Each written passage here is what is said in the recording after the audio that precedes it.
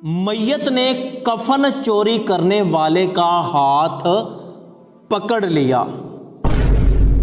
एक कफन चोर कफन चोरी करने के लिए कब्रिस्तान में आ गया।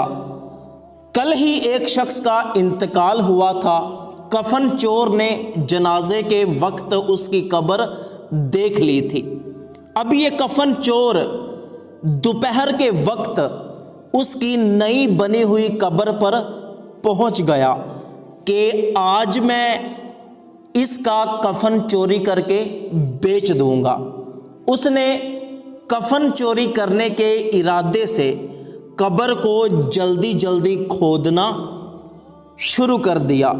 उसे डर भी था कि कहीं कोई कब्रिस्तान में ना आ जाए। वो इधर उधर भी देखता रहा।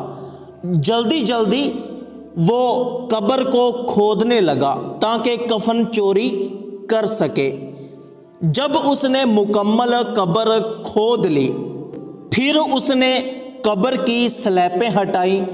जब कब्र के अंदर पड़ा हुआ मुर्दा नजर आया तो वो उसके कफन के ऊपर गिरी हुई मिट्टी को साइड पर करने लगा।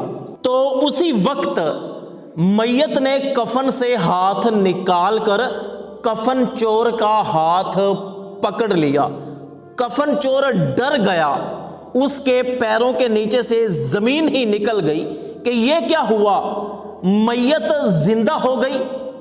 और वो अपने हाथ को छुड़ाने लगा, खींचने लगा, लेकिन मरने वाले ने उसका हाथ नहीं छोड़ा।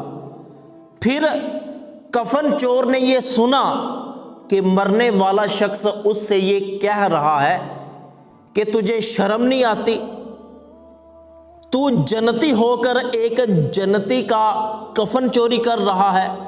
तो चोर ने कहा, मैं तो कफन चोर हूं, तू मर गया, तू नेक इंसान था, तू तो जन्नती है।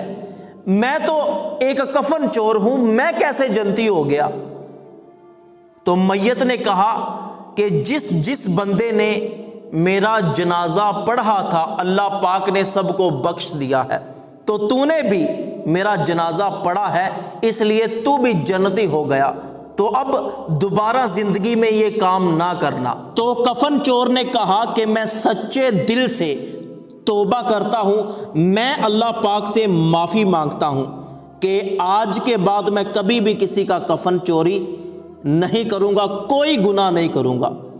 तो इसके बाद उस कफन चोर ने उसी तरह उसका हाथ कफन के अंदर रख कर उसके ऊपर मिट्टी डालना शुरू कर दी।